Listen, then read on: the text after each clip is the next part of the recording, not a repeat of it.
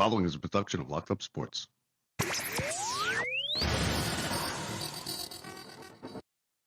Everybody, this is Don LaGreca from the Michael K. Show. When it comes to talking sports, Bob Walters and Brett Grasso are the authority. Can't wait.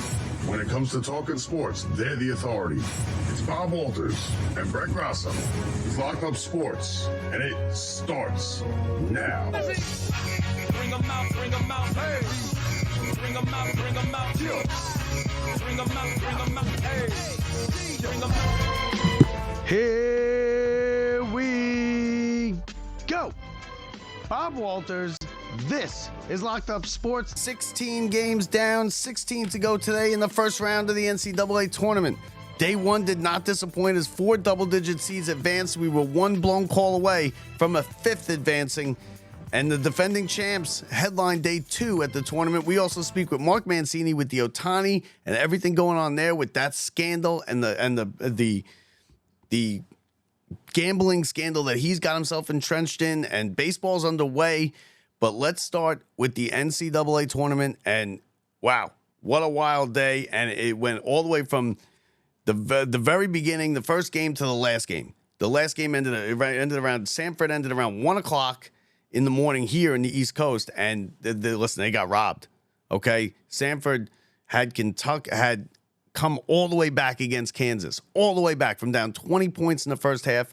They came all the way roaring back, and they got a blown call, a phantom foul call on a layup chance for Kansas, and Kansas survives the first round. And listen, they're gonna have a tough time. They go up against Gonzaga now, who looked fantastic in their first round matchup. They blew out their game. A lot of people had picked, the 12-5, the Gonzaga, who's been flying under the radar. A lot of people think they're not as good this year, maybe because they didn't win their conference tournament. St. Mary's did, but St. Mary's is a good team. They're better than Gonzaga, but that does not mean that Gonzaga is a bad team.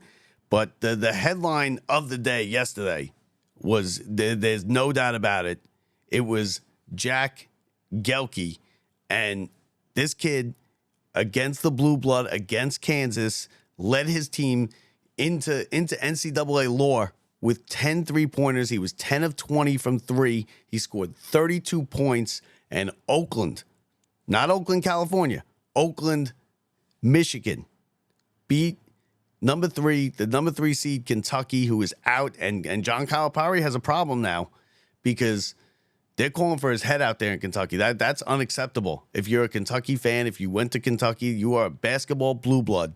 You cannot lose to a team called Oakland that is in Michigan. You just can't do it. It's unacceptable. They're screaming and yelling. They owe him $30 million next year. He sat at the dais yesterday after the game, and he said that he's going to continue to get younger, because I told you in this tournament, it's not about talent. It's not all about talent. Okay, Kentucky has more talent than Oakland, a ton more talent. Kentucky has lottery picks that are going to be going to the NBA, but they're freshmen. They're freshmen, and they're 18 years old, and they don't have the experience, and they haven't grown into their bodies yet. And they went up against an Oakland team who played well down low in the blocks against Kentucky. They had a kid who just went off from the 3-point line, and that's the recipe to win.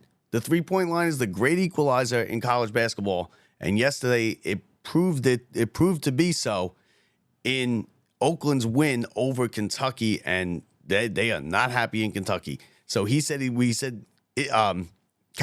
said that they're going to continue to bring in these talented 5-star freshmen. What that does is it cuts you off from the portal, because kids are not coming to Kentucky through the portal to sit on the bench behind some freshmen, supposed to be good. That's not good. They coming to schools to play, and it kind of cut you off from the portal. It's a whole thing. It's something that I'm sure we will revisit after the tournament, going into next season with Calipari. But he's living off those John Wall teams. He has not been good lately. Now it's not that he's a bad coach. Listen, John Calipari is an all-time. He's a Hall of Famer. He's a great coach, but it hasn't been good lately. It has not been good lately, and that was just one of the many great storylines from yesterday. NC State was another one of my favorite storylines. NC State has this big kid. He's a big bruiser. He looks like an NFL lineman. Down low, they are not going to be an easy out. NC State, who has now won 6 straight, they won 5 games in 5 days in the ACC tournament to get into the field, and they are rolling. Now they get Oakland, who I don't know if Oakland definitely doesn't have anybody to cover that big guy. And if he stays out of foul trouble, NC State can just keep feeding him the ball down there, and he can't be stopped.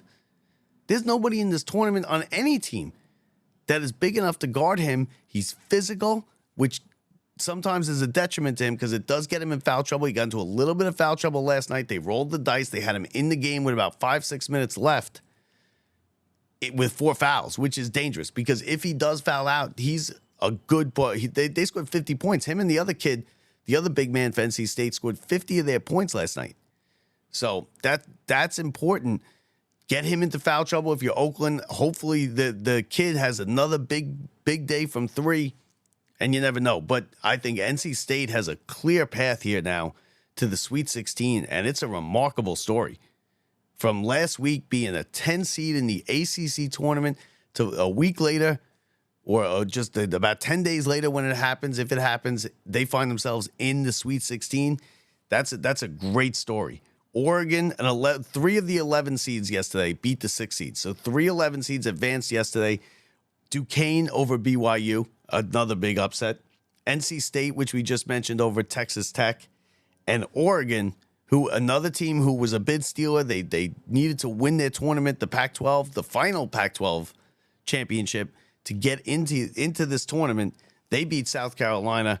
And Michigan State with a win, a good win for Michigan State. And listen, Tom Izzo he's an institution when it comes to coaching in this tournament. He's won now 20 first-round games. Michigan State doesn't lose early in this tournament. And Michigan State, they now have North Carolina, and North Carolina's a better team. They're going to be favored, but don't sleep on Michigan State, okay? And you know how this tournament goes. There are upsets all over the place. There are upsets to be had. There will be upsets today. Michigan State is one of those big schools with a big-time coach, and they have a lot of talent. They just haven't been able to put it together.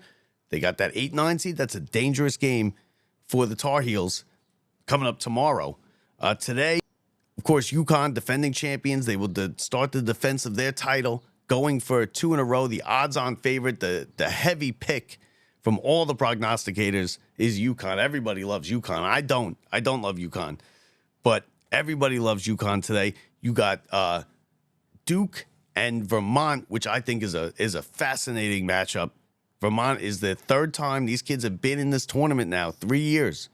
They're older, they're experienced, they could shoot threes. I think they play right neck and neck with Duke, and I picked them as an upset. That game is also in Brooklyn. You have Clemson, who a lot of people have losing to New Mexico. And if Clemson loses, that will be all 4 6 seeds in the tournament out, beat by the 11 seed.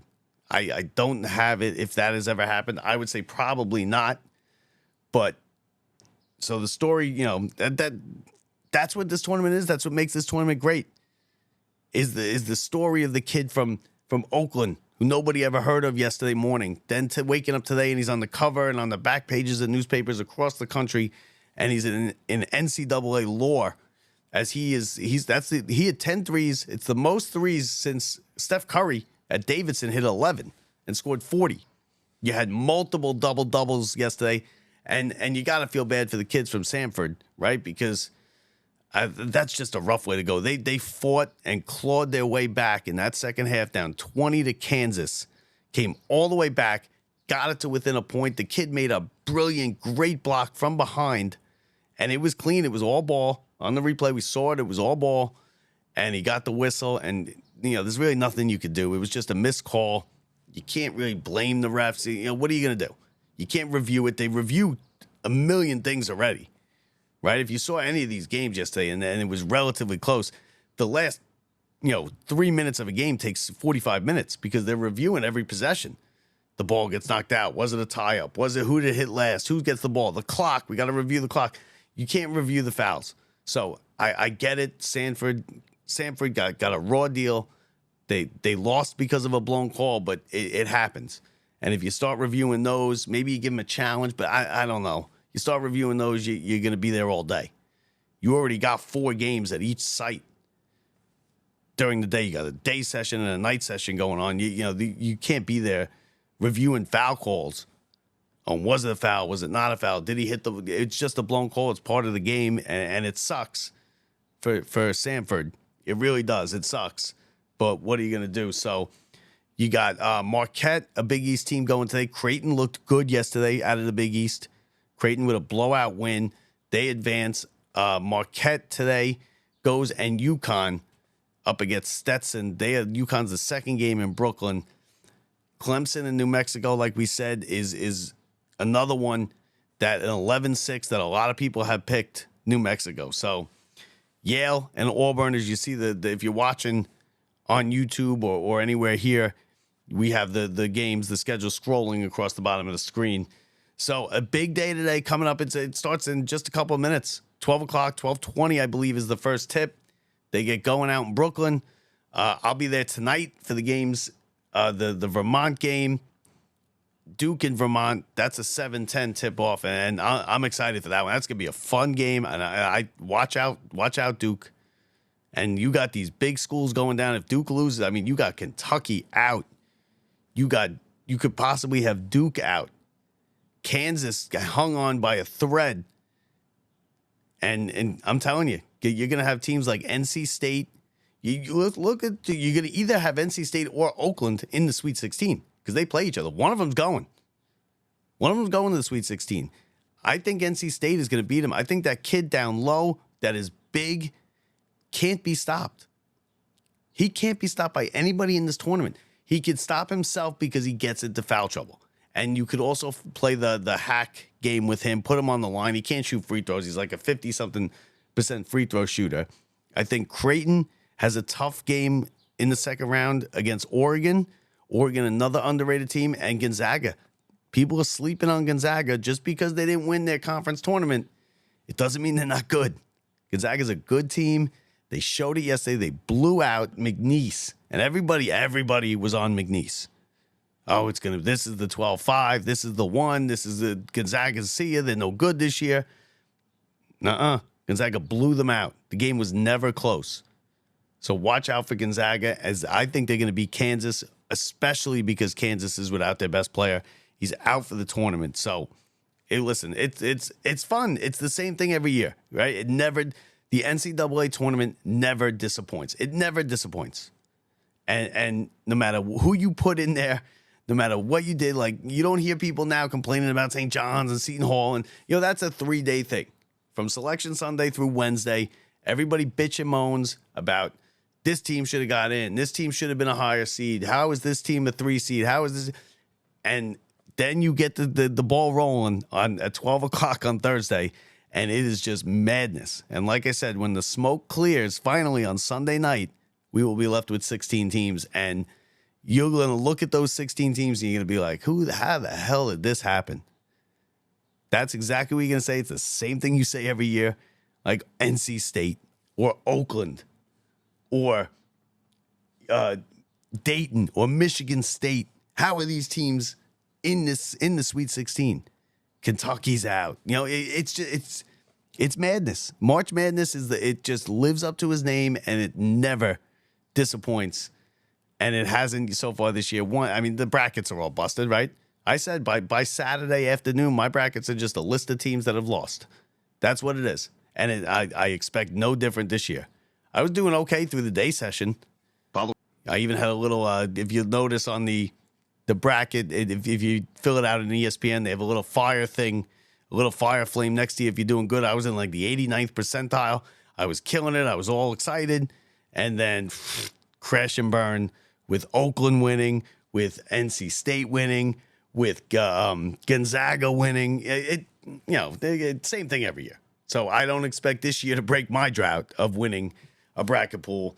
I'm only in one this year, and I'm also in the Locked Up Sports, and that one counts too. So a lot going on. We have, I want to make an announcement. We were going to have next week, we have Bob Usler coming back as always, as promised, Bob Usler will be on the show next week. I believe I'm going to tape it on Monday, so it'll probably be early next week. We'll release that show.